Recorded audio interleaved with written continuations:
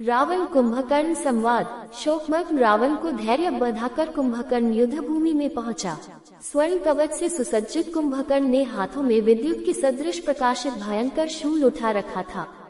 लाखों चुने हुए सैनिकों को लेकर रणभूमि में पहुंचते ही उसने पृथ्वी को कपा देने वाली भयंकर गर्जना की, जिससे अनेक वानर मूर्छित होकर पृथ्वी पर गिर पड़े। इस विशाल पर्वताकार पराक्रमी राक्षस को देखकर साधारण वानरों की तो बात ही क्या, नल, नील, गवाक्ष तथा कुमुद जैसे पराक्रमी योद्धा भी भयभीत होकर रणभूमि से पलायन करने लगे। असंख्य वानर सैनिकों ने भी अपने इन सेना नायकों का अनुसरण किया। अपनी सेना को इस प्रकार प्राणों के भय से भागते देख युवराज अंगद ने ललकार कर कहा, हे वानरों, क्या इस प्रकार शत्रु को पीठ दिखाना तुम्हें शोभा देता है? तुम जैसे वीरों को भी प्राणों का मोह सताने लगा। धिक्कार है तुम्हें और तुम्हारी वीरता को। जिस कुंभकर्ण को देखकर तुम भाग रहे हो, क्या वह कोई असाधारण योद्धा है? मांस मदिरा का सेवन करके उसका शरीर फूल गया है। वह तो बड़ी सरलता से मारा जाएगा। क्या रामचंद्र जी के तेज के सम्मुख ये ठहर सकता है? आओ, लौटकर युद्ध करो, भागकर संसार में अपयश के भागी मत बनो। अंगद के उत्साह भरे वचन सुनकर वानर सेना पुनः रणभूमि में लौट आई। वे प्राणों का मोह छोड़कर कुंभकर्ण और उसकी सेना पर आक्रमण करने लगे। कुंभकर्ण भी अपनी विशाल गदा के प्रहार से वानर सेना को मार मार कर ढेर लगाने लगा। फिर भी शेष वानर वृक्षों तथा शिलाओं से राक्षस सेना का विनाश करने में जुटे रहे। कुंभकर्ण उस समय साक्षात यमराज प्रतीत हो रहा था। वह वानरों को गाजर मूली की भांति काटकर ढेर लगाता जा रहा था।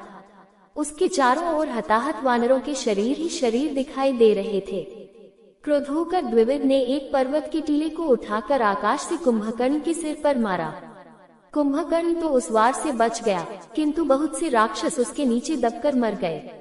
राक्षसों की इतनी भारी क्षति से उत्साहित होकर वानरों ने दूने बल से राक्षस सेना का संहार आरंभ किया, जिससे संपूर्ण समरभूमि में रक्त की नदियां बहने लगी।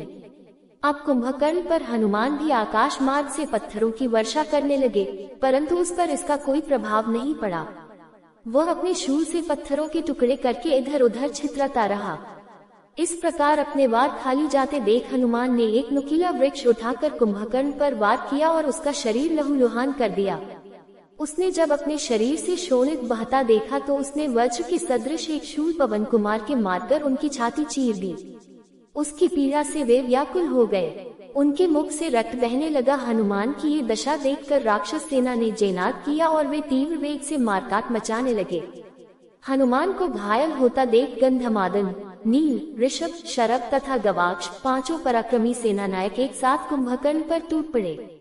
इस संयुक्त आक्रमण का भी उस पर कोई विशेष प्रभाव नहीं पड़ा। उसने पांचों को पकड़कर इस प्रकार मसला कि वे मूर्छित होकर पृथ्वी पर गिर पड़े।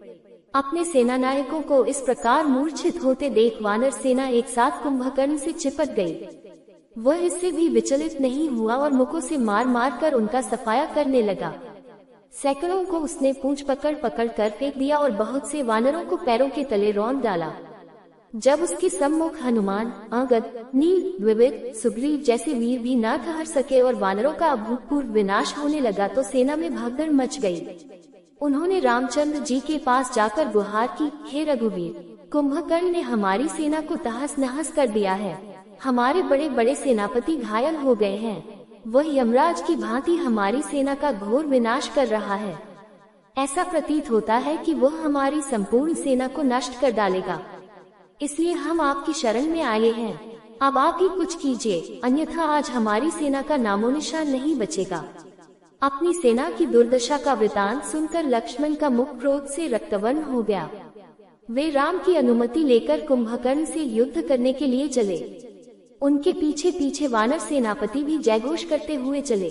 अपने सम्मुख लक्ष्मण को देखकर कुंभकर्ण ने हर्षनाद करते हुए कहा, लक्ष्मण, मुझसे युद्ध करने का तुम्हारा साहस देखकर मैं प्रसन्न हुआ। तुम अभी बालक हो और मैं तुम्हारा वध नहीं करना चाहता। तुम लौट जाओ और राम को भेजो, मैं उसका ही वध करूंगा।